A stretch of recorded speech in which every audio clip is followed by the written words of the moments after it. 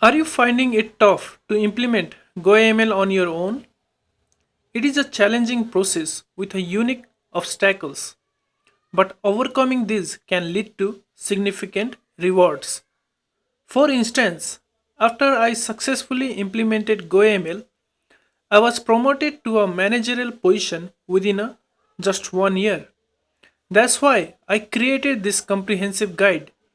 This course is designed to help you navigate the complexities of goAML implementation, providing you with all the tools and knowledge needed to succeed and possibly accelerate your career advancement, just like it did for me.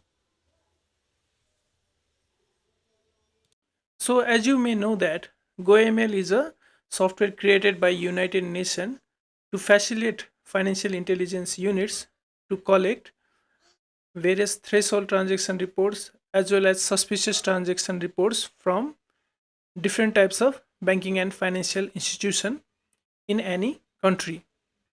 So I have made this course for those individuals who are working in financial intelligence unit or in different banking and financial institution who are in the threshold of implementing goAML in their organization or in a country. So in this course, we'll discuss about various theoretical and practical aspects of goAML. First, we'll start with building foundation of goAML by discussing some theoretical concepts like what is money laundering, some definition of money laundering. We'll not cover whole topic of money laundering or terrorism financing. We'll just cover those concepts and ideas which are needed for implementation of goAML. So that includes 7 elements of customer due diligence, concept of transaction monitoring, as this is very important, threshold transaction reporting, suspicious transaction reporting, and we'll also discuss different methods of money laundering that should be captured and reported through goAML.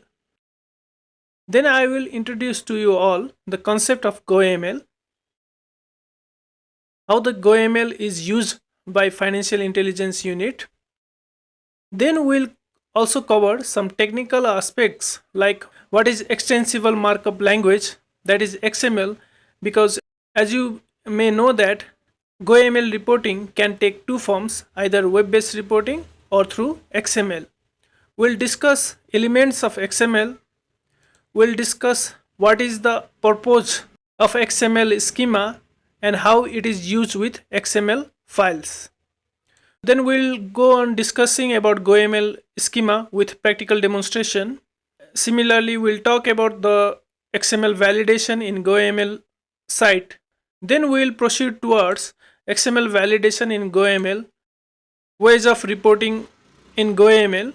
Then I'll show you example of XML file, how it is related with XML schema and goAML operation guideline, which is the major document that guides the creation of XML schema and thereby XML files. Then we'll discuss about different options that we have to validate XML files. Finally, we'll discuss about various type of problems that are faced by banking and financial institutions while implementing goAML. And if you are professionals belonging from those country in which goAML is just about to introduce, then if you are aware about these issues beforehand, then you can make preparation timely. So there are a lot of things that we are going to learn in this course. Further, with this course, you will get these valuable resources like example of XML file, goAML schema,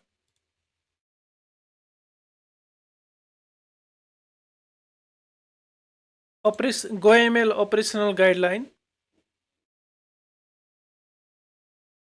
and some key terms relating to goAML, and of course all the presentation slides.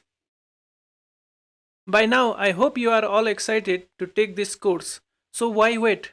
Let's dive in together and explore the new world of goAML.